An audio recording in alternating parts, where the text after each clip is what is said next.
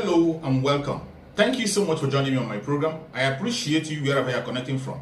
If you are joining me from any part of the world, I thank you very much for your contributions on this channel. Please kindly subscribe if you have not subscribed, and also click the notification bell so that you'll be notified each time I upload a video. You will be among the first to receive it. In this channel, I bring information to your doorstep. I bring news from all channels, from every angle. Things that have to do about the world, things that have to do about Africa, more especially Nigeria. I bring it to your doorstep, some information that you ignore, some information that you cannot be able to come across. I look for them, I bring it to your doorstep for you to see. Every video you see on this channel is for educational purpose, to keep you up and get you aware of what is happening in the contraction called Nigeria, more especially. I bring the information to your doorstep. They are not lies. Most of the videos you're going to watch here are videos that are coming from the conventional media, and some of us sometimes are lazy to get into it. Some of us sometimes are too busy to be able to lay our hand on this. That is why I bring the videos to your doorstep. Watch from beginning to the end. Remember, these videos are for educational purposes, so that you can be educated and know what is going on. Let us watch together. At the end, you can go to the comment section and put down your comment. Give your opinion. Say it the way you feel it. Nobody's going to come against you. It's a free world, and this is the social media where people say it and set the record straight exactly the way it is without being controlled. Do that on the comment section. Let us watch the video together as it comes. Thank you. There was something you said in your intro that Peter Obi claimed that the university system more or less destroyed. That's not a claim. That's a fact. There is nowhere in the world where people understand the fact that education is an investment in the future of that country and in the youth of that country, where something as intolerable as 9 months closure, and that is normal because the children of everyone making the policies, including myself, our children are not in the Nigerian universities. It is the poor who send their children to Nigerian universities, and nobody cares about them anymore. If I had been born in this generation, I would never have entered the 4 walls of a university. And I met the rump of the destroyed university system. So when he said, it's not a claim, it is a fact. But the unfortunate thing is that that is not confined to the educational sector. We're not dealing with sectoral failures in Nigeria any longer. We're dealing with systemic collapse. That is the reality that is staring us in the face. We keep using all these euphemisms in place of the real words that should communicate the reality of our situation. The educational system is completely unfit for purpose. The reality is you actually have to retrain, reorient. It's not just the educational system. We can have these farcical gyrations about sectoral failures, or we can look at our abject nudity in the mirror that is before us and admit to the fact that the system has collapsed. So it's not a claim, it's a fact. So how will he prevent this that have been going on for a while? No, strikes. How will he stop? Because he made a promise that he's going to stop strikes. No, it's a simple enough thing.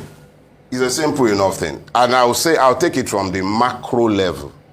If you, as a parent, as a husband, opens up the finances of the home to the point where there are no opacity, nobody is wondering what might be hidden under the table somewhere, is not like you have prioritized the well-being of the rulers whilst ignoring the welfare of the citizens who are non-existent in the current reality.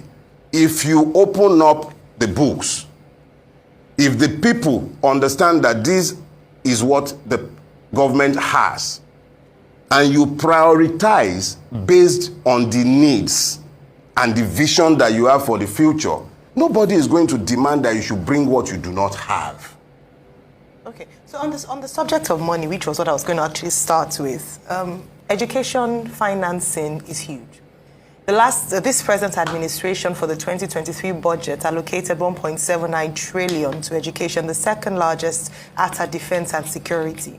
And very good, compared to the last. It still falls way below the United Nations recommendation of 26% of the budget. This was 8.2% of the entire budget. It is expensive to fund education. In fact, one of the main reasons for the strikes you're talking about in terms of preventing the strikes was more funding, ASU's agitation for more funding for universities, and also a review of salaries of lecturers. And the federal government is saying there's no money. And if your candidate does become president, he's going to be dealing with the repayment of 77 trillion naira loan. Where will he get the money to actualize this statement that is made as to no strikes if he does become president? See, I am of the firm opinion that openness in governance is the first antidote to strife in the populace. When the populace have a clear understanding of exactly what the government is doing at any point in time, what are the financial resources available to the government, and how are these financial resources deployed? These are the reasons why the industrial actions either fizzle out or persist. That is one. When you look at our educational system, it is history just as with every other sector of our national life, the reality, and I have said this way too often, but it bears repetition again, it has been destroyed almost beyond repair. You actually have to reimagine it. And in our educational sector, we would actually have no choice but to reimagine it. We have to ask ourselves exactly what is the purpose of education in the digital age. Exactly where are we preparing our children to go? Are we raising back into antiquity, or are we looking to catch up and bridge the gap that already exists? About 75 in number. However much might have been voted to education, if you are still putting, for as long as you keep pouring water into a basket, no matter how much effort you put into your water fetching activity, women in Dawa, together with our Yoruba Muslim brethren that are here, our Igbo Muslim brethren with the Union of all Imams of Kano State, we rally round all the unions so that we can have good platform to pass this message. What we show the leaders is that it is not a matter of we are coming to build road and infrastructure for you, or the promise of giving you position. What we are talking about is who will establish the dignity of Islam and also uphold the respect of our religion. These candidates support our religion. For that reason, we are with him. When anyone dishonor our religion, we will tell the people that we are not with him. But the major issue we want to tell people is that a Muslim, no matter where he is better than an infidel. And when you join two Muslims, they will give you the victory that one Muslim cannot give you. This is why we have been sensitizing the people to understand that the Muslim ticket is very serious and it's a jihad to us as leaders. The leader of Izala Union of Kano region, Sheikh Abdullah Saleh, Pakistan, said as a people. We've trained people who go to university. The discussion first and foremost was on the history of how this candidate has had his hunger of Muslim ticket for long.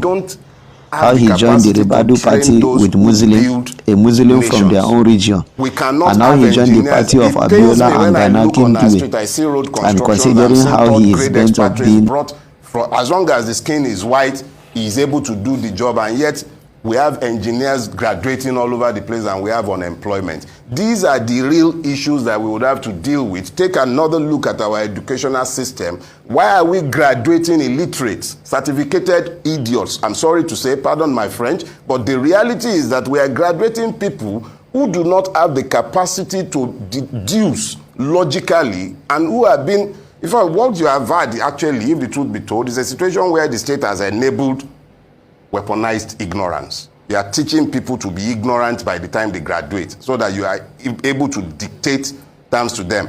Financing of education is not a cost, it's an investment. When governments see it as an investment, it means that they can anchor their vision for the future to whatever they are doing in the educational sector. When I was in school, we had woodwork workshops. There were metalworks workshops. What has happened to all of those? There were technical colleges. What has happened to them? What has happened to them? Cobblestone roads, we can't even build. That is 18th century technology. We cannot. Okay, thank you very much. I stand to be corrected. But the fact remains that we have built a system that is patently unfit for purpose. So whatever else Mr. Peter Gregory Obi might do or not do, we must understand that the cornerstone of whatever he's going to do will be openness so that the people understand exactly where we are, connect the people to the vision for that policy, because it's not just about education. We have systemic collapse. That's what we are facing. Okay. Can the government honestly, and is this part of your plan? Because I read your manifesto and I didn't see anything extensive. Can the government honestly still fund university education in this country? Now, let me say this. And how much do you think it's going to cost? Have you been able to cost it in your plan? Rufai, if anybody is telling you they have an exact idea of what they are going to find after the ruinous years of General Buhari and the APC, they will be lying to you. The only thing anyone can give you at this point are broad outlines and then their own integrity behind a plan to do better. What we see today is a situation where, whether we like it or not, government on its own cannot and should not be funding university education. This is my belief. I don't know what the ubiquity policy will be by the time they look at the realities, but I personally believe that the government should not be the exclusive funders of universities. This is without prejudice to the fact that there should be availability of students' loan.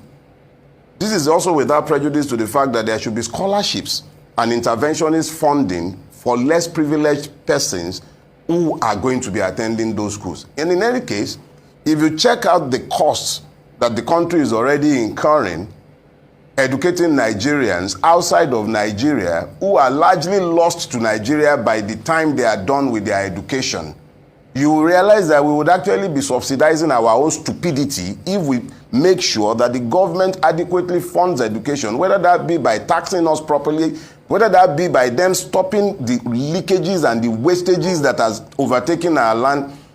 But education is an investment in the future. Thank you so much for watching. I hope you have been educated with this video. I hope you have learned something from the video you just watched. Please go to the comment section and put down your comments. Whatever you think about the video you have watched, or anything you have learned that you want to share together, go to the comment section and keep yourself busy. It's a free place where people share their opinion. And please, if you have not subscribed to this channel, kindly subscribe to the channel. Click the notification bell so that you'll be notified each time a video comes out. And also, share the video to your family and friends. Share it to all platforms so that people can get aware of what is happening in the world, mainly in the contraption called Nigeria. We have to keep people on their toe, keep people informed on what is going on. That is exactly what we are doing. Every video you are watching in this channel is for the purpose of education and nothing more. Thank you so much for watching, and remember blessed. Bye-bye. See you again.